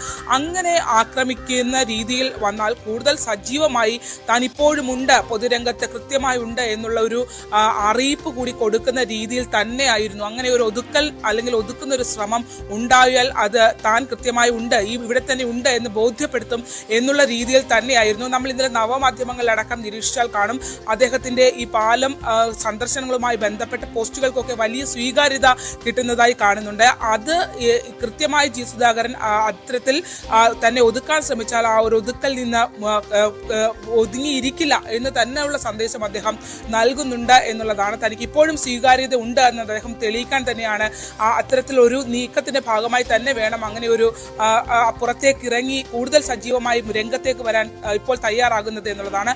പക്ഷേ അതിനപ്പുറത്തേക്ക് ഈ നേരത്തെ അദ്ദേഹം സൂചിപ്പിച്ച ചില ചോദ്യങ്ങളുണ്ട്. അതായത് പാർട്ടി നേതൃത്വത്തിന് കൃത്യമായി അറിയാം താൻ അവരുടെ അനുവാദമില്ലാതെ അല്ല പോയത് എന്നുള്ളത്. കാരണം KPCCയുടെ പരിപാടിയിൽ ജി സുധാകരൻ പങ്കെടുക്കുന്നതുമായി ബന്ധപ്പെട്ട് മാധ്യമങ്ങളടക്കം വലിയ വാർത്ത വന്നിരുന്നു. പാർട്ടി നേതൃത്വത്തിൽ നിന്നും തന്നോട് ആരും തന്നെ ഈ പരിപാടിയിൽ പങ്കെടുക്കരുതെന്ന് പറഞ്ഞിട്ടില്ല എന്നുള്ളതാണ് ജി സുധാകരൻ വ്യക്തമാക്കുന്നത്. അതോടൊപ്പം തന്നെ അദ്ദേഹം ചില ചോദ്യങ്ങൾ കൂടി ചോദിക്കുന്നുണ്ട്. CPMന്റെ സംസ്ഥാന സമ്മേളന വേദിയിൽ പി കൃഷ്ണദാസ് പങ്കെടുത്തില്ലേ എന്നുള്ള ചോദ്യം, BJP നേതാവ് കൃഷ്ണദാസ് പങ്കെടുത്തില്ലേ എന്നുള്ള ചോദ്യം അദ്ദേഹം ഉയർത്തുന്നു. ഒപ്പം തന്നെ തിരുവനന്തപുരത്ത് നടന്ന പരിപാടിയിൽ ശശി തരൂരിനെ ക്ഷണിച്ചിട്ടില്ലേ എന്നുള്ള ചോദ്യവും, ഡിവൈഎഫ്ഐയുടെ പരിപാടിയിൽ യൂത്ത് കോൺഗ്രസ് നേതാക്കന്മാരെ ക്ഷണിച്ചിട്ടില്ല എന്നുള്ള ചോദ്യവുമൊക്കെ അദ്ദേഹം ഉയർത്തുന്നുണ്ട്. മാത്രമല്ല ബംഗാളിലെ കാര്യങ്ങൾ അദ്ദേഹം ചൂണ്ടിക്കാട്ടുന്നു. അർദ്ധ ഫാസിസ്റ്റ് വാഴ്ചക്കാലത്ത് 1700ഓളം രക്തസാക്ഷികൾ ബംഗാളിലുണ്ട്. അത് ഇടതുപക്ഷ രക്തസാക്ഷികളായ ആളുകൾ ബംഗാളിലുണ്ട്. എന്നിട്ടും കോൺഗ്രസും ഒപ്പം തന്നെ CPMും ഒന്നിച്ചു ചേർന്നല്ലേ ബംഗാളിലും ത്രിപുരയിലും മത്സരിച്ചത്. ഒപ്പം ലോക്സഭാ തെരഞ്ഞെടുപ്പിലെ ഇന്ത്യ മുന്നണിയുടെ കാര്യങ്ങളൊക്കെ അദ്ദേഹം ചൂണ്ടിക്കാട്ടുകയും ചെയ്യുന്നുണ്ട്. ഏറ്റവും പ്രധാനപ്പെട്ടത് അദ്ദേഹത്തിനെ ആക്രമിക്കുന്നതിൽ ഏറ്റവും പ്രധാനപ്പെട്ട വിഷയമായി എടുത്തതും അതുതന്നെയാണ്. അതായത് ജി ഭുവനേശ്വരനുമായി ബന്ധപ്പെട്ട ഉള്ള അദ്ദേഹത്തിന്റെ ചോരയോട് മറുപടി പറയേണ്ടി വരും. അദ്ദേഹത്തിന് കൃത്യമായ മറുപടികളുണ്ട് ആ വിഷയങ്ങളിലൊക്കെ. ജി ഭുവനേശ്വരൻ എന്ന അദ്ദേഹത്തിന്റെ സഹോദരനെ കുറിച്ച് ഏറ്റവും വ്യക്തമായി പറയാൻ കഴിയുന്നതും അദ്ദേഹത്തിനാണ്. അതുകൊണ്ട് തന്നെ കൃത്യമായ ബോധ്യത്തോടെയാണ് താൻ പങ്കെടുത്തത്. അതിൽ തനിക്ക് കൃത്യമായ വിശദീകരണങ്ങളുണ്ട് എന്നാണ് അദ്ദേഹം പറയുന്നത്. തിരിച്ച് ചില പ്രസക്തമായ ചോദ്യങ്ങൾ കൂടി സുധാകരൻ ചോദിക്കുന്നുമുണ്ട്. ആശാവർക്കർമാരുടെ അനിശ്ചിതകാല സമരം ഇന്ന് 37ാം ദിവസത്തിലേക്ക് കടക്കുകയാണ്. സെക്രട്ടേറിയറ്റ് ഉപരോധത്തിന് പിന്നാലെ പിൻവലിച്ചുകൊണ്ടുള്ള ഉത്തരവ്, മാനദണ്ഡങ്ങൾ പിൻവലിച്ചുകൊണ്ടുള്ള ഉത്തരവ് പുറത്തു വന്നെങ്കിലും മറ്റാവശ്യങ്ങളിൽ ഇപ്പോഴും അനിശ്ചിതത്വം തുടരുകയാണ്. ആശമാരുടെ സമരം രാഷ്ട്രീയ പ്രേരിതമാണെന്ന വിമർശനം കടുപ്പിക്കുമ്പോൾ മൂന്നാം ഘട്ടത്തിൽ കൂടുതൽ ശക്തമായ സമരത്തിലേക്ക് കടക്കാനാണ് തീരുമാനം. ഇന്നലെ സർക്കാർ നടത്തിയ പരിശീലന പരിപാടിയിൽ പങ്കെടുക്കാതെ സമരത്തിന്റെ ഭാഗമായ ആശമാർക്കെതിരെ നടപടി ഉണ്ടായേക്കുമെന്ന അഭ്യൂഹം ശക്തമാണ്. വ്യാഴാഴ്ച മുതൽ നിരാഹാര സമരം തുടങ്ങാനാണ് 3 ആശമാർ നിരാഹാര സമരം തുടങ്ങാനാണ് ആലോചിക്കുന്നത്.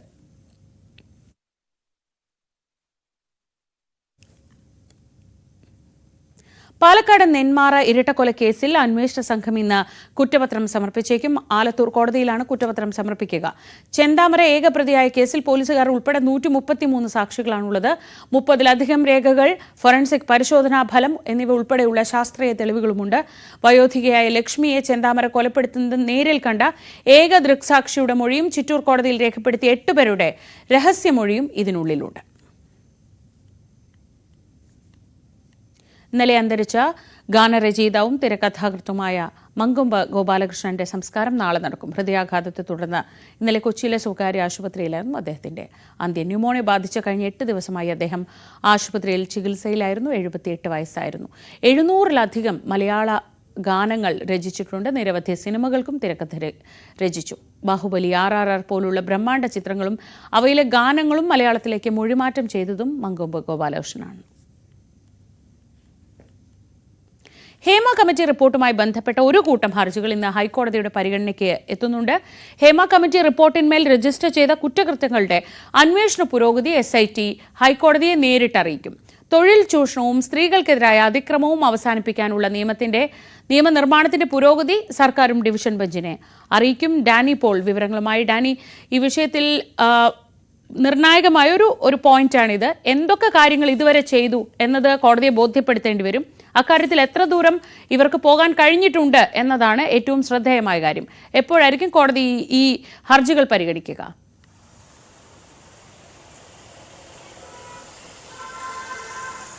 സുജാത, ഉച്ചയോടുകൂടി കോടതിയുടെ പരിഗണനയിലേക്ക് വരുമെന്നാണ് മനസ്സിലാക്കാൻ സാധിക്കുന്നത്. പ്രധാനമായും തന്നെ ഈ പ്രത്യേക അന്വേഷണ സംഘം ഈ കമ്മിറ്റി റിപ്പോർട്ട് വന്നതിൻ്റെ അടിസ്ഥാനത്തിൽ ചില പരാതികൾ ഉയർന്നു വരികയും ചില വെളിപ്പെടുത്തലുകൾ ഉയർന്നു വരികയും ചെയ്തിരുന്നു. അങ്ങനെ ചില കേസുകൾ രജിസ്റ്റർ ചെയ്യുകയും അത് മുന്നോട്ട് പോവുകയും എല്ലാം തന്നെ ഇതിൻ്റെ ഒരു തുടർ പ്രക്രിയ നമ്മൾ കണ്ടതാണ്. ഇതുവരെ ഉണ്ടായിരിക്കുന്ന ഈ എടുത്ത കേസുകൾ ഏതാണ്, അതിൻ്റെ ഒരു പുരോഗതി എന്താണ്, നടപടിക്രമങ്ങൾ എവിടം വരെ എത്തി നിൽക്കുന്നു, ചില കേസുകൾ കോടതിയിലേക്ക് പോകുന്നു, ചില പ്രതികൾ അതിൽ ജാമ്യം നേടുകയും എല്ലാം ചെയ്തിട്ടുണ്ട്. അപ്പോൾ ഇതുവരെ എത്തി നിൽക്കുന്ന കേസുകളുടെ ഒരു സ്റ്റാറ്റസ് സംബന്ധിയായ കാര്യങ്ങൾ മുഴുവൻ വിശദാംശങ്ങളും ഇന്ന് കോടതിക്ക് മുൻപാകെ പ്രത്യേക അന്വേഷണ സംഘം സമർപ്പിക്കുകയും ചെയ്യും. ഇതിൽ സുപ്രീം കോടതിയിൽ തന്നെ ഇത് പരിഗണനയ്ക്ക് വരുമ്പോൾ പ്രത്യേക അന്വേഷണ സംഘത്തിന് മുന്നോട്ട് പോകാം എന്ന് സുപ്രീം കോടതി പറഞ്ഞിരുന്നു. അതിനുശേഷമാണ് ഈ കേസ് ഹൈക്കോടതിക്ക് മുൻപാകെ ഇതാദ്യമായാണ് പിന്നീട് പരിഗണനയിലേക്ക് വരുന്നതെന്നതും ശ്രദ്ധേയമാണ്. അപ്പോൾ അന്വേഷണ സംഘത്തിൻ്റെ ഭാഗത്ത് നിന്ന് ആ രീതിയിലുള്ള ഒരു പുരോഗതി റിപ്പോർട്ട് അടക്കമുള്ള കാര്യങ്ങൾ സമർപ്പിക്കുമ്പോൾ സർക്കാരിൻ്റെ ഭാഗത്തു നിന്ന് ഇതുമായി ബന്ധപ്പെട്ടുകൊണ്ട് സ്വീകരിക്കുന്ന, അതായത് ആ നിയമം നിർമ്മാണത്തിൻ്റെ ഒരു കരട് രൂപത്തിലേക്കെല്ലാം തന്നെ എത്തിയിട്ടുണ്ട്. അത് ആ വിനോദ മേഖലയിൽ സ്ത്രീകൾ നേരിടുന്ന ചൂഷണം, സ്ത്രീകൾക്കെതിരെ അതിക്രമം, ഇത് തടയിടുന്നതിന് വേണ്ടിയുള്ള നടപടിക്രമങ്ങൾ, നിയമപരമായി സ്വീകരിക്കുന്ന ചില കാര്യങ്ങൾ, അതിൻ്റെ ഒരു കരട് രൂപം എന്താണ്, അതിൻ്റെ ഒരു തുടർ നടപടികൾ എന്താ എന്നത് ഇന്ന് കോടതിക്ക് മുൻപാകെ വിശദീകരിക്കുകയും ചെയ്യും. അങ്ങനെ ഈ 2 കാര്യങ്ങളിലുമുള്ള ഒരു വിശദീകരണമാണ് ഇന്ന് കോടതിക്ക് മുൻപാകെ എത്തുന്നത്. പ്രത്യേക ഡിവിഷൻ ബെഞ്ചാണ് ഈ കേസുകൾ പരിഗണിക്കുകയും ചെയ്യുന്നത്. ഇന്ന് ഉച്ചയോടുകൂടി ഈ കേസ് പരിഗണനയിലേക്ക് വരുമെന്നാണ് നമുക്ക് മനസ്സിലാക്കാൻ സാധിക്കുന്നത്. ശ്രീജ, ഡാനി, ഇതോടൊപ്പം ഈ കാസർകോട്ടെ 15-കാരിയുടെ മരണത്തിൽ അമ്മ നൽകിയ ഹേബിയസ് കോർപ്പസ് ഹർജി ഇന്നിപ്പോൾ ഹൈക്കോടതിയുടെ പരിഗണനയ്ക്ക് വരുമല്ലോ. അത് കഴിഞ്ഞ ദിവസം പരിഗണിച്ചപ്പോൾ ഇക്കാര്യത്തിൽ കോടതി തൃപ്തി രേഖപ്പെടുത്തിയിരുന്നു അന്വേഷണത്തിൽ. ഇപ്പോൾ ഇതോടുകൂടി തുടർ നടപടികൾ അവസാനിപ്പിക്കുമോ?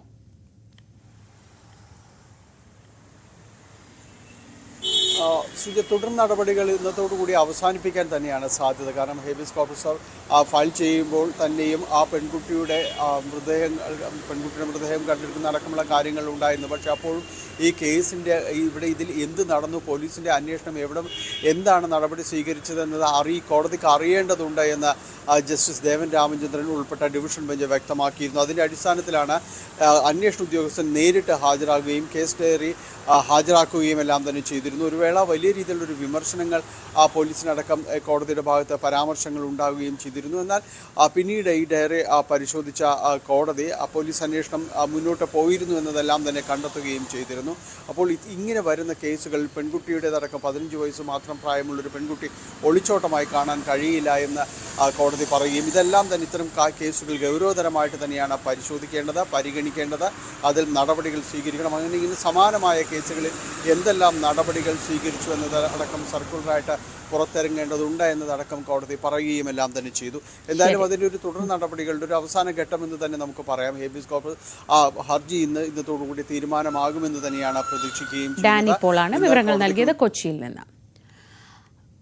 ആഗോളതലത്തിൽ ഏറ്റവും പ്രധാനപ്പെട്ട മറ്റൊരു വാർത്ത റഷ്യ യുക്രൈൻ യുദ്ധത്തെ സംബന്ധിച്ച് അമേരിക്കൻ പ്രസിഡന്റ് ഡൊണാൾഡ് ട്രംപും റഷ്യൻ പ്രസിഡന്റ് വ്ളാഡിമിർ പുടിനുമായി ഇന്ന് ടെലിഫോണിൽ ചർച്ച നടത്തുമെന്ന വാർത്ത റഷ്യ സ്ഥിരീകരിക്കുകയാണ്. അമേരിക്കയുടെ നിർദ്ദേശപ്രകാരം യുക്രൈൻ അംഗീകരിച്ച വെടിനിർത്തൽ കരാർ റഷ്യയും അംഗീകരിക്കുന്നതുമായി ബന്ധപ്പെട്ട ഒരു തീരുമാനം ഇന്നത്തെ ചർച്ചയിൽ ഉണ്ടാകുമെന്നാണ് പ്രതീക്ഷിക്കുന്നത്. 3 വർഷം പിന്നിട്ട റഷ്യ യുക്രൈൻ യുദ്ധത്തിന് അവസാനമാകുമെന്ന് പ്രതീക്ഷ നൽകുന്നതാണ് പുതിയ നീക്കങ്ങൾ. വെടിനിർത്തൽ കരാറിനൊപ്പം വൈദ്യുതി നിലയങ്ങളുടെയും യുക്രൈനിൽ റഷ്യ പിടിച്ചെടുത്ത സ്ഥലങ്ങളുടെയും നിയന്ത്രണവും ചർച്ചയുടെ ഭാഗമാകും. റഷ്യൻ നിർദ്ദേശങ്ങൾ അംഗീകരിക്കാതെ വെടിനിർത്തൽ കരാറിനെ അനുകൂലിക്കാനാവില്ലെന്ന പുടിന്റെ വാക്കുകളാണ് ആശങ്ക ഉണർത്തുന്ന ഘടകം.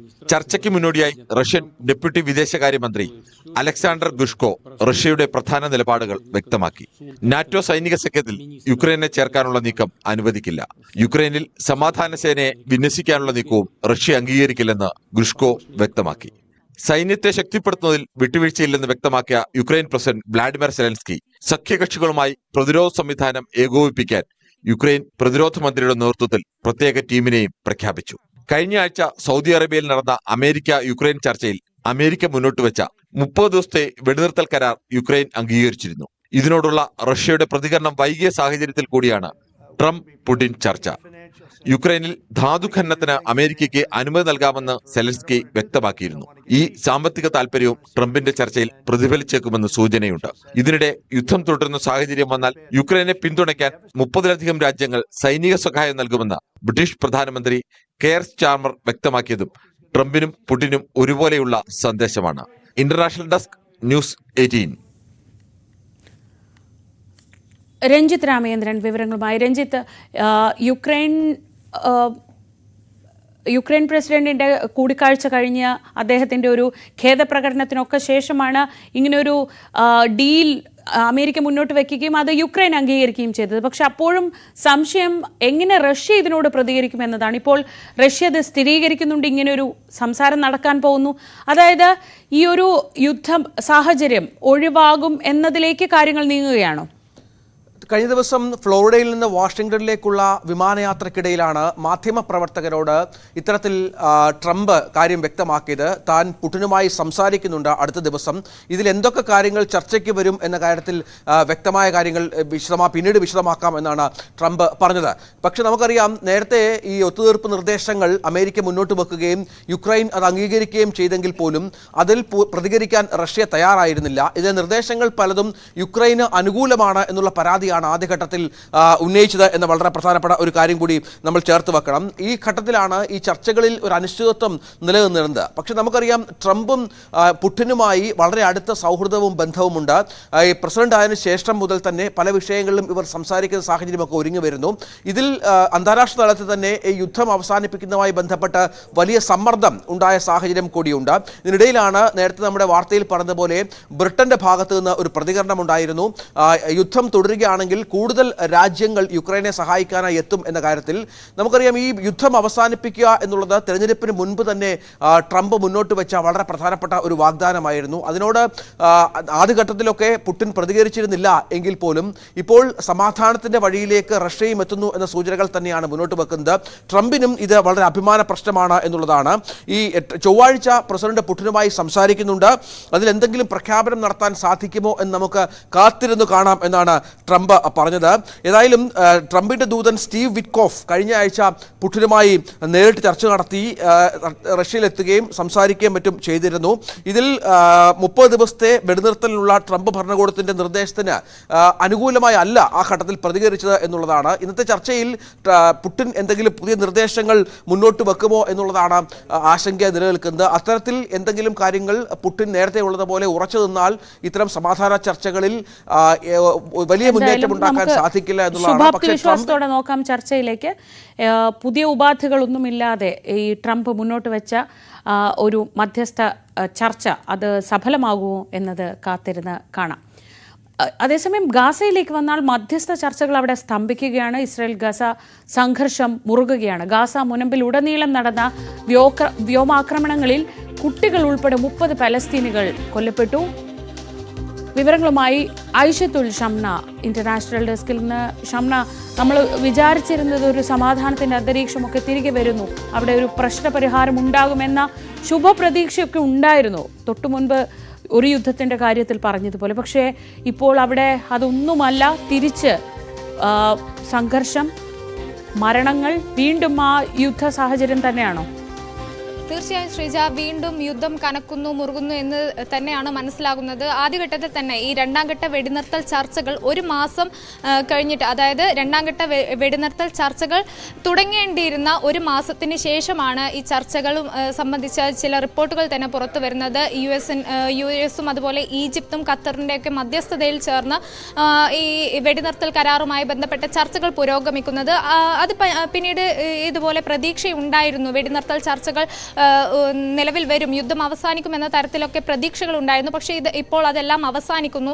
ഈ മധ്യസ്ഥ ചർച്ചകളുമായി ബന്ധപ്പെട്ട് ഇസ്രായേൽ മുന്നോട്ട് വെച്ചിരുന്നത് പ്രധാനമായും രണ്ട് ഉപാധികളാണ്.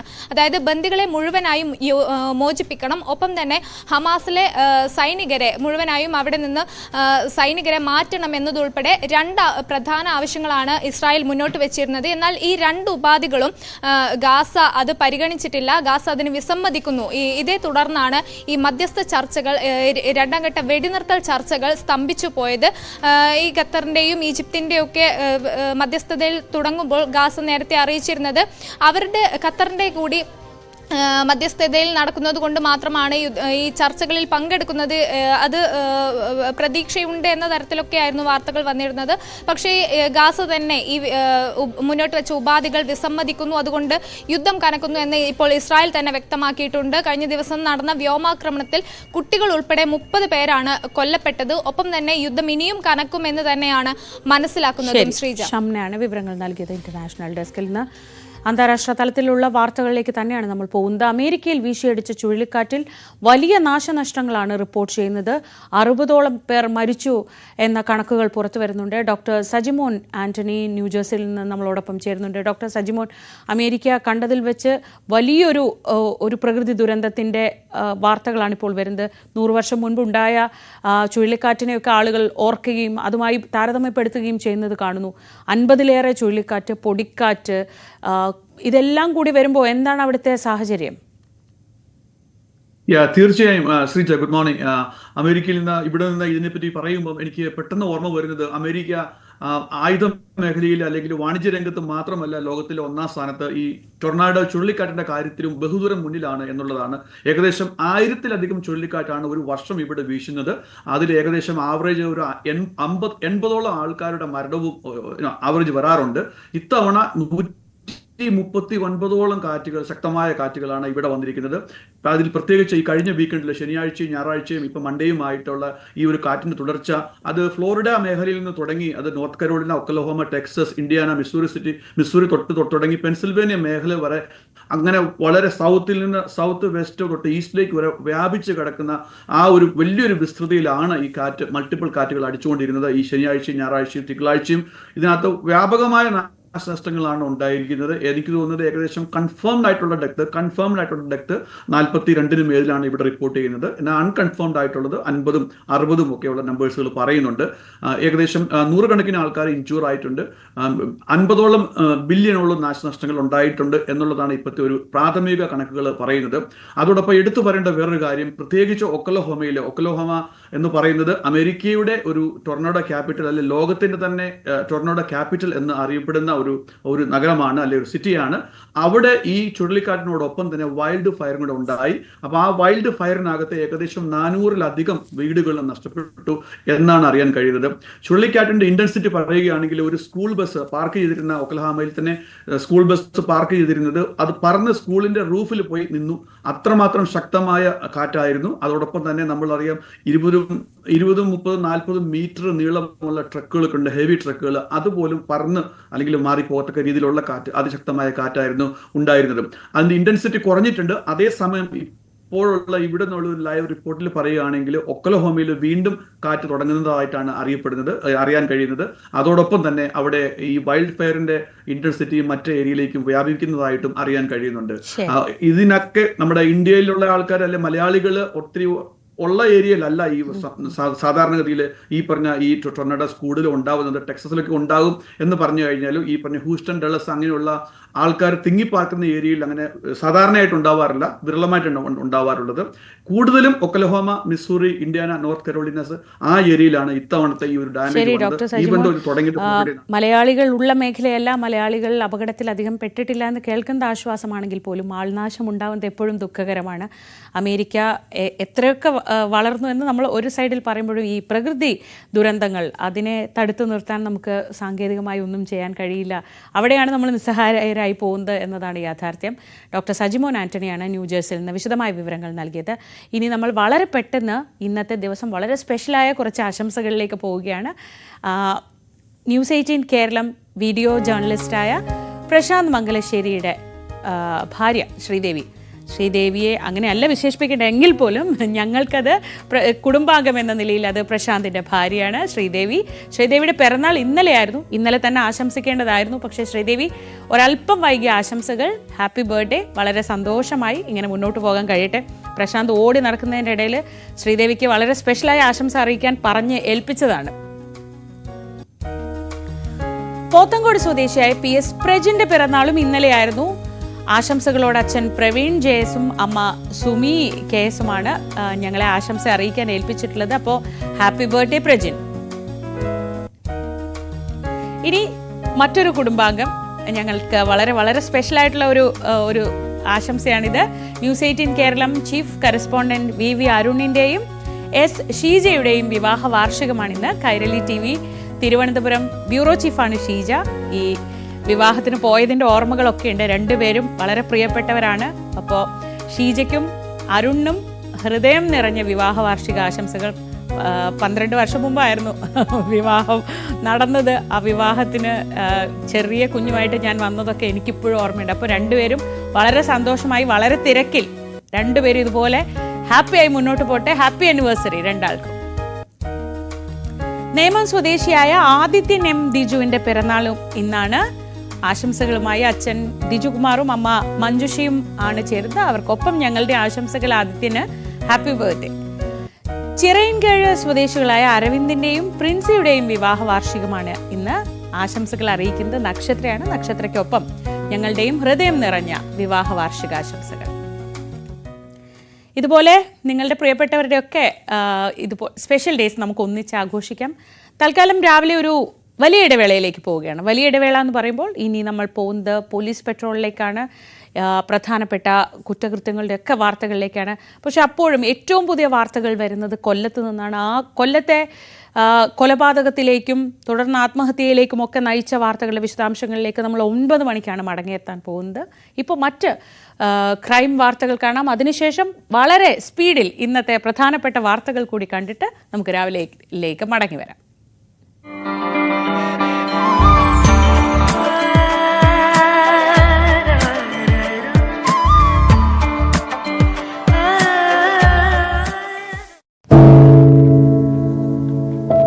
പെരുകുന്ന കുറ്റകൃത്യങ്ങളുടെ വാർത്തകൾ എല്ലാ ദിവസവും വായിച്ച് തളരുന്ന കാലമാണ് മാധ്യമപ്രവർത്തക എന്ന രീതിയിൽ ഇപ്പോൾ. അതിൽ മിക്കതിലും കാരണം ലഹരിയാണെന്നും പ്രതികളാകുന്നതും ഇരകളാകുന്നതും